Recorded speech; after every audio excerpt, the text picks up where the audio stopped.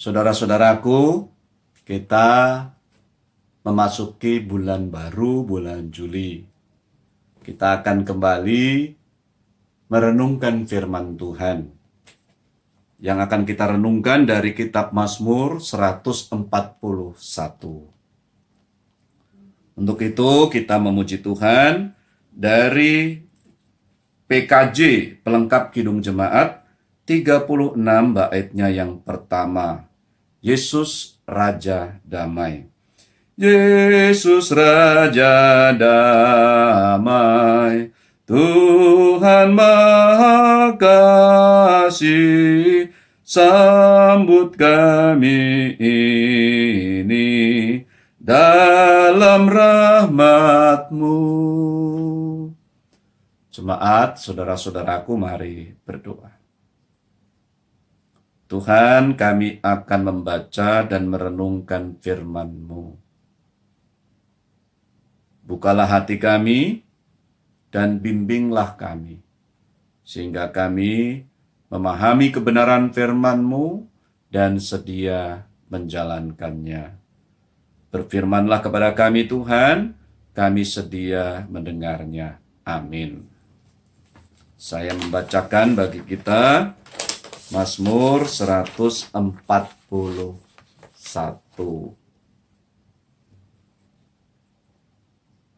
Doa dalam pencobaan. Mazmur Daud. Ya Tuhan, aku berseru kepadamu, datanglah segera kepadaku. Berilah telinga kepada suaraku, waktu aku berseru kepadamu. Biarlah doaku adalah bagimu seperti persembahan ukupan, dan tanganku yang terangkat seperti persembahan korban pada waktu petang. Awasilah mulutku ya Tuhan, berjagalah pada pintu bibirku. Jangan sondongkan hatiku kepada yang jahat, untuk melakukan perbuatan-perbuatan yang fasik bersama-sama dengan orang-orang yang melakukan kejahatan. Dan jangan aku mengecap sedap-sedapan mereka. Biarlah orang benar memalu dan menghukum aku, itulah kasih. Tetapi janganlah minyak orang fasik menghiasi kepalaku. Sungguh aku terus berdoa menentang kejahatan-kejahatan mereka. Apabila mereka diserahkan kepada hakim-hakimnya, maka mereka akan mendengar bahwa perkataan-perkataanku menyenangkan. Seperti batu yang dibelah dan dihancurkan di tanah, demikianlah akan berhamburan tulang-tulang mereka di mulut dunia orang mati. Tetapi kepadamu, ya Allah Tuhanku, mataku tertuju. Padamulah aku berlindung, jangan campakkan aku. Lindungilah aku terhadap katupan jahat yang mereka pasang terhadap aku. Dan dari perangkap orang-orang yang melakukan kejahatan. Orang-orang fasik akan jatuh serentak ke dalam jala mereka, tetapi aku melangkah lalu. Demikianlah firman Tuhan. Saudara-saudaraku, apa yang dapat kita renungkan melalui firman Tuhan ini? Pergumulan dari Daud sebagai pemazmur ini adalah dia menghadapi musuh yang sangat berat, yang licik, yang melakukan kejahatan luar biasa. Dan kalau kita identifikasi, mungkin 2 orang yang punya kuasa dan kekuatan seperti itu, yaitu Saul, Raja Saul, dan anaknya Absalom yang mengkudeta dia. Tapi kita tidak usah mencari seperti itu. Tapi ini nyanyian yang sungguh memang Daud merasa kehidupannya sangat berat, tertekan. Bagi orang lain, mungkin tidak masalah ketika dia atau ketika sedang menghadapi masalah seperti ini. Bagi orang yang suka membalas kejahatan dengan kejahatan, ya tentu saja ini kesempatan. Dia bisa melakukan yang lebih jahat. Siapa suruh kau yang memulai? Saya membalasnya. Bagi yang lain lagi, justru ini dianggap sebagai kesempatan bagi dia untuk dia bisa berbuat jahat. Nah, karena itu saya katakan tadi, bagi orang lain, apa yang dilakukan Daud, yang dialami Daud ini mungkin tidak menjadi masalah. Sebagai orang percaya, tentu saja kita bisa melihat bahwa yang dialami Daud ini masalah besar. Mengapa masalah besar? Karena dia orang percaya, orang yang hidupnya dekat dengan Tuhan, yang mempercayakan segala sesuatu kepada Tuhan. Tentu ini permasalahan. Karena itu, apa yang dilakukan oleh Daud, kita belajar dan kita merenungkan bersama. Ada tiga hal mendasar dari renungan nyanyian sang pemazmur ini. Yang pertama, sang pemazmur Daud dalam menghadapi masalah itu dia memohon kepada Allah untuk menjaga bibir dia. Itu ayat yang ketiga. Dan juga kecondongan untuk melakukan yang jahat itu bisa terjadi pada dirinya.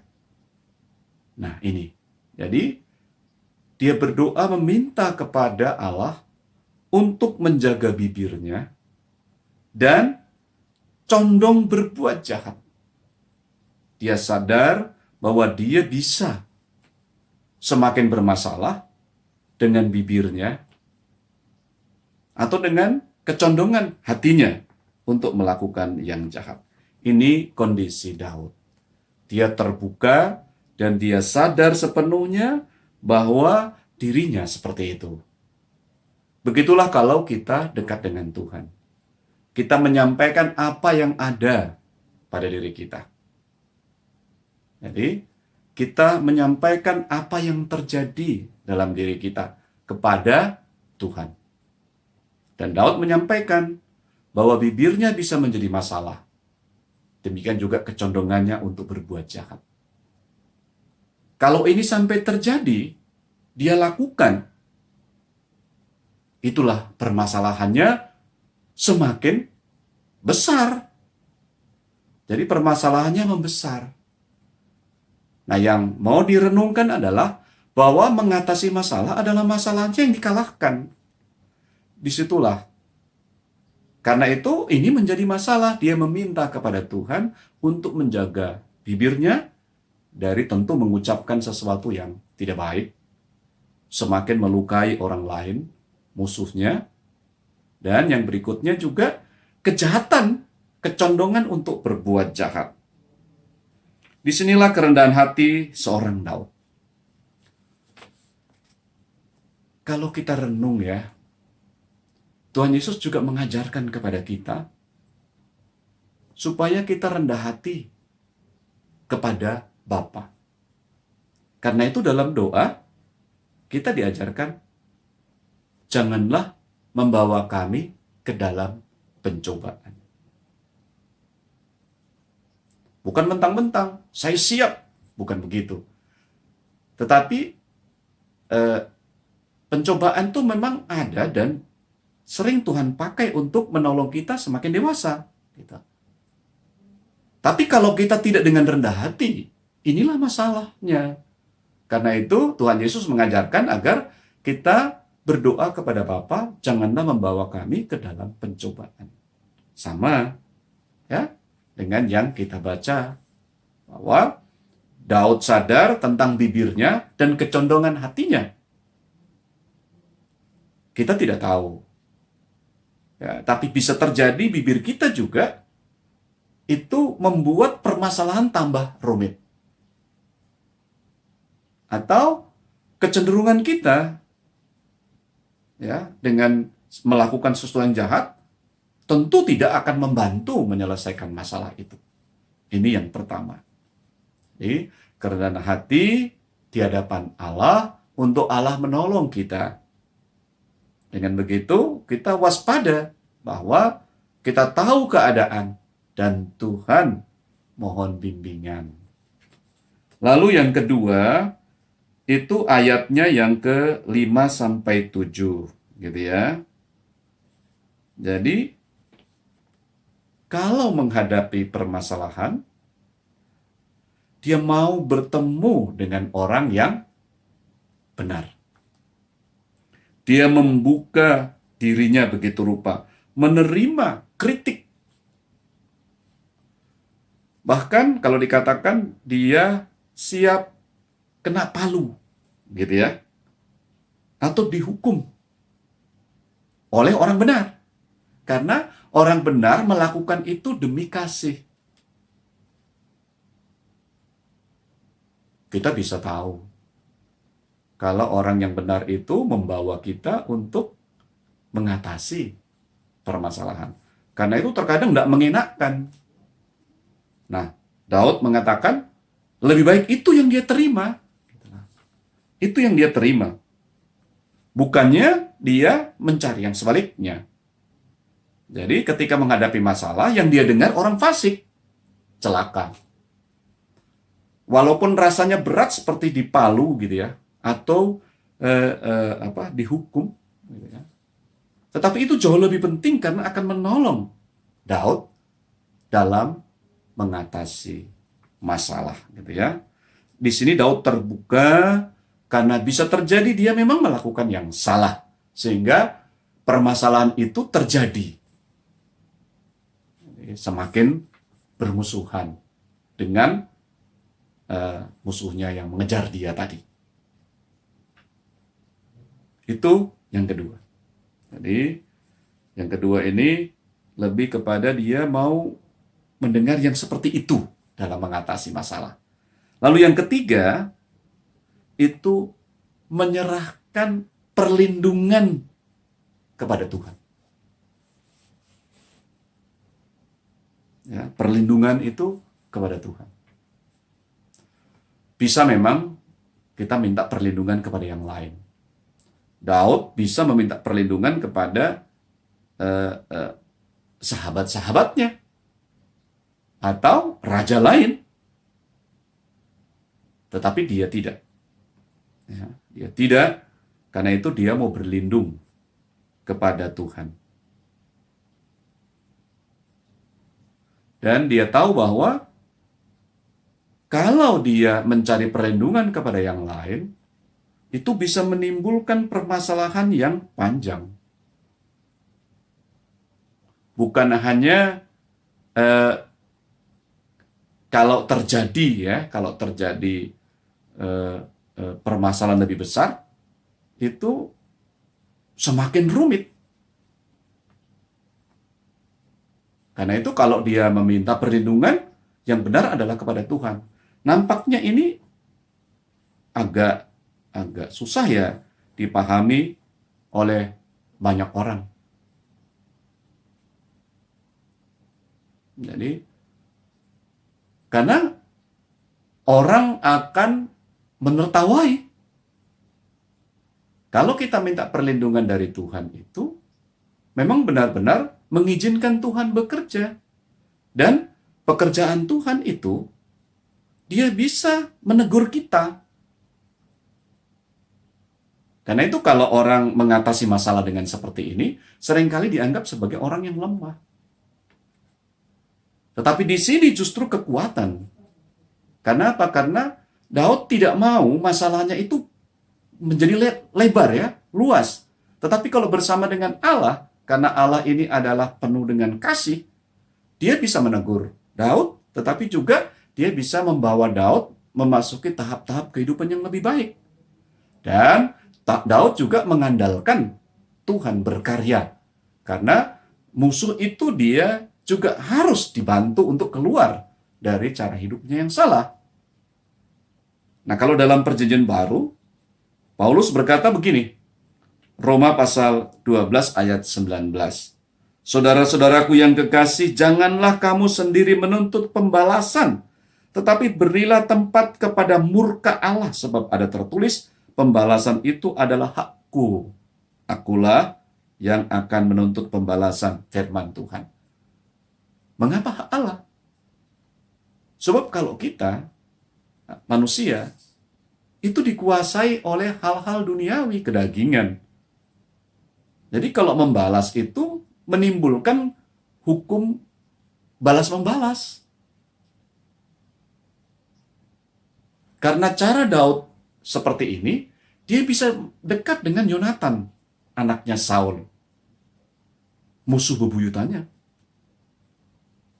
Karena mereka bersahabat dan mereka tahu bahwa mereka layak ya untuk membantu sahabatnya.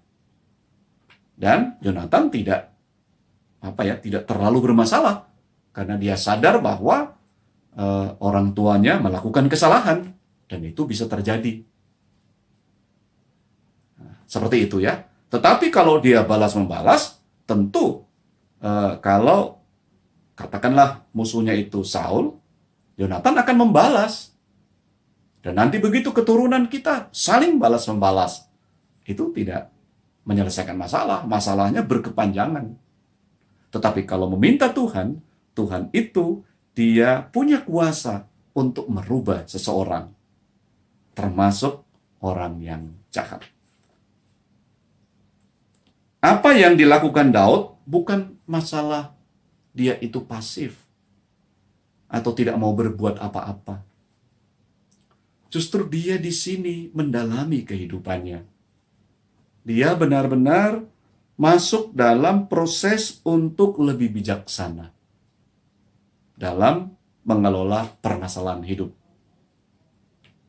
Saya memberi contoh cara hidup seorang pelayan.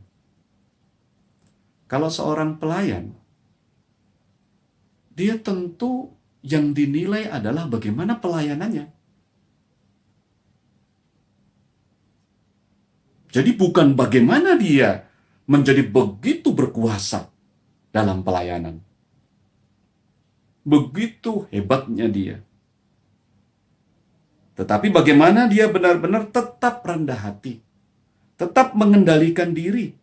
Mengabdikan.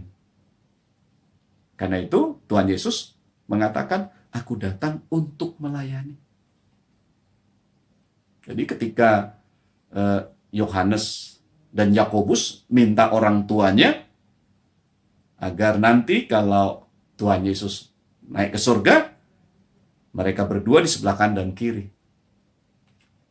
Tapi apa yang dikatakan oleh Tuhan Yesus? Yang dulu di sebelah kanan dan kiriku adalah mereka yang melayani. Simbolik menyatakan bahwa pelayananlah yang paling mendapat tempat. Nah, itu berbeda kan? Nah, tidak ada kuasa, tetapi ketika orang masuk di ranah kekuasaan, dalam hal ini misalnya kekuasaan dalam pelayanan, ya memang kelihatan saja dia baik gitu ya. Tetapi bukan di situ letaknya. Bukan itu yang Tuhan mau. Itu untuk seorang pelayan. Tapi untuk seorang pengusaha atau seorang yang membangun usaha, apa yang hebatnya? Apakah ketika dia bisa berhasil sekejap?